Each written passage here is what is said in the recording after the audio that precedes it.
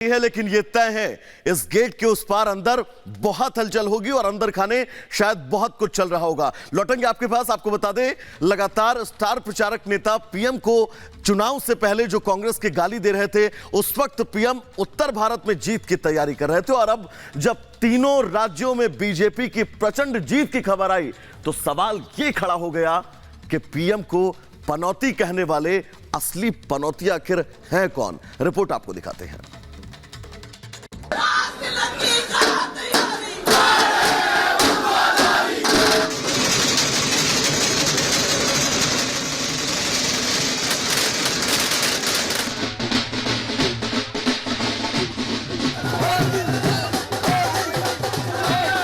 कमल खिला है, कमल खिले हर घर भगवा लहराए, हर बार बीजेपी, हाँ हर बार बीजेपी। भगवा आंधी में 3 राज्यों से उखड़ गया कांग्रेस का तंबू। 2024 के फाइनल से पहले बीजेपी का ट्रेलर देखकर सदमे में आया विपक्ष।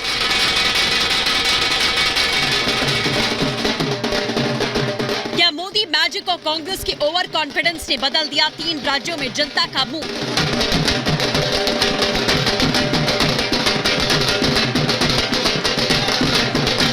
राजस्थान, मध्य प्रदेश और छत्तीसगढ़, तीनों ही राज्य अब भगवा रंग में रंग गए हैं। बम्पर जीत की खुशी तीनों ही राज्यों में कार्यकर्ताओं के सर चढ़कर बोल रहा है। बधाई के गीत गाए जा रहे हैं। एक कई नारा, एक कई नाम, जय श्री राम, जय श्री राम। मिठाइयां बांटी जा रही हैं और जीत की इस खुशी में जनता भी डूबी नजर आ रही है।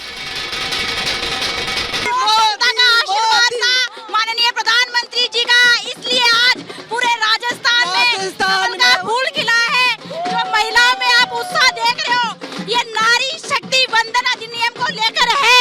तो हम सभी महिला इतनी उत्साहित है कि राजस्थान में कमल खिला है। 19 में आए थे, 24 में भी आएंगे, मोदी जी फिर से इस बार कमल खिलाएंगे।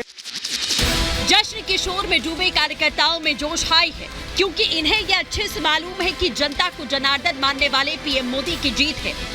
इसीलिए ये जीत का गुलाल भले ही अपने स्थानीय नेताओं के नाम पर उड़ा रहे हैं, लेकिन उनके हीरो खुद पीएम मोदी हैं। इसीलिए वो जिंदाबाद के नारे भी प्रधानमंत्री नरेंद्र मोदी के नाम पर ही लगा रहे हैं।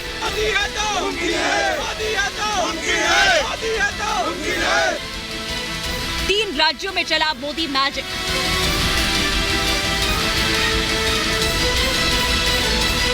उत्तर भारत से कांग्रेस का सफाया।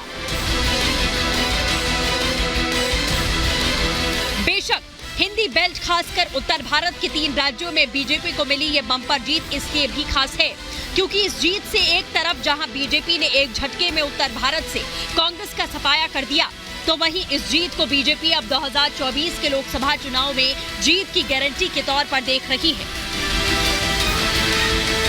जिस चुनावी पिच पर विपक्ष कल तक अपना दावा ठोक रहा था, बार बार मोदी को कोस रहा था, आज बीजेपी की आंधी में वो सारे दावे उड़ चुके हैं और इसके लिए पीएम ने सिर्फ विकास की राजनीति को अपना हथियार बनाया। इसके साथ ही वो जनता को ये संदेश देने में कामयाब रहे कि बीजेपी के लिए विकास की राजनीति ही पहली प्राथमिकता है। आज पूरा हिंदुस्तान जानता है, अरे पूरी दुनिया भी मानती है कि मोदी की गारंटी मतलब गारंटी पूरा होने की भी गारंटी। पीएम विकास की बातें करते रहे और कांग्रेसी उन्हें गाली देते रहे। जो पहले 5 गाली देते थे, वो आज मोदी को 50 गाली दे रहे हैं। ये गालियां मैं खाता हूं आपके लिए, ये नफरत मैं झेलता हूं आपके लिए, क्योंकि आप सर उठा करके जिए, अपने सपनों को पूरा करने के लिए आगे बढ़े, इसलिए गालियां मोदी खा रहा है, ये नफरत मोदी झेल रहा है। राजस्थान, मध्य प्रदेश, छत्तीसगढ़, तीनों ही राज्यों में यही हुआ।